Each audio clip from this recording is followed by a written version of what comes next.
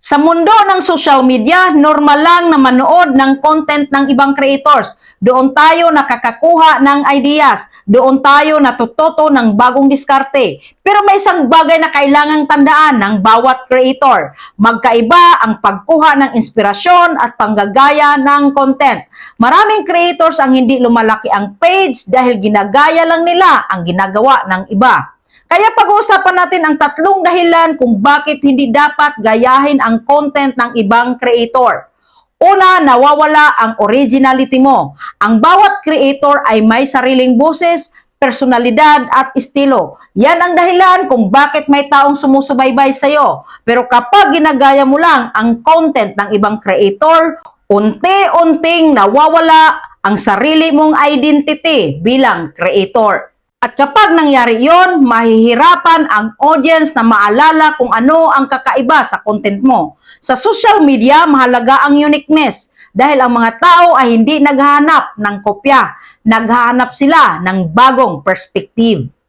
Pangalawa, hindi mo makukuha ang parehong resulta. Minsan may makikita kang content na nag-viral, tapos isipin mo, gagayahin ko to para mag-viral din. Pero ang hindi nakikita ng marami ay ang iba't ibang dahilan kung bakit nag-viral ang isang content. Maaring ibang audience, ibang timing, ibang personalidad ng creator. Kaya kahit gayahin mo pa ang content, hindi ibig sabihin na pareho ang magiging resulta. Dahil ang algorithm ay hindi lang tumitingin sa idea. Tinitingnan din ito kung paano ito ginawa at sino ang gumawa. Pangatlo, mas matagal ang growth kapag puro kopya lang. Ang creator na puro panggagaya lang ang ginagawa ay kadalasang nahuhuli sa trend. Habang ang ibang creators ay gumagawa ng bago, siya ay sumusunod lang sa ginagawa ng iba. Pero ang creator na nag-iisip ng sariling content ay mas may chance na maging trendsetter.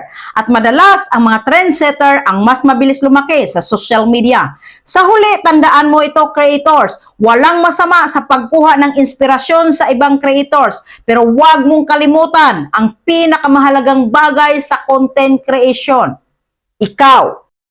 Ang iyong kwento, ang iyong karanasan, ang iyong pananaw. Dahil yon ang mga bagay na hindi kayang kopyahin ng ibang creator. Kaya kung gusto mong tumagal at lumaki sa social media, huwag mong subukang maging katulad ng ibang creator. Mas maganda kung ikaw ang unang version ng sarili mo. Agree ka ba? Paki-comment, like, follow, and share. And see you in my next video, Kamagnet.